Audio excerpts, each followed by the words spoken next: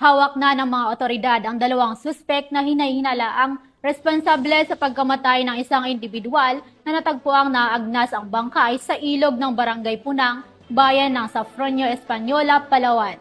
Ang detalye ng report mula kay Patrolwoman Abigail Datu. May nanaaresto ng mga otoridad ang dalawang suspect sa kasong pagpatay sa isang lalaki na natagpuang palutang-lutang sa ilog ng Barangay Punang, Safronio Española, Palawan. Kinilala ang mga suspect na sina alias Toto at Buboy.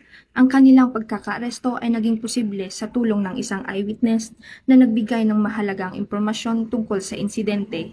Batay sa investigasyon ng Española Municipal Police Station, pasado alas 7 ng gabi noong ika-11 ng Hunyo taong kasalukuyan, magkakasamang nagiinuman ang mga suspect, ang biktima at ang testigo. Sa pagsapit ng bandang 12:30 ng madaling araw, nagkaroon umano ng mainit na pagtatalo sa pagitan ng mga suspect at ng biktima na nauwi sa pananaksak at pamamaril na agad ikinasawi ng biktima.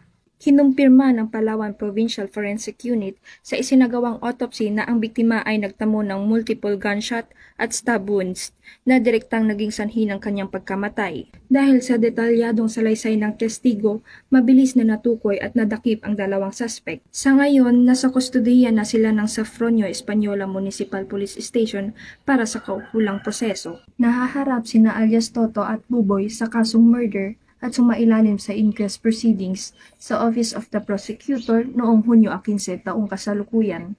Ang agarang pag-aresto sa mga suspect ay patunay ng dedikasyon ng mga otoridad sa paglaban sa kriminalidad at pagpapanatili ng kapayapaan at kaayusan ng komunidad.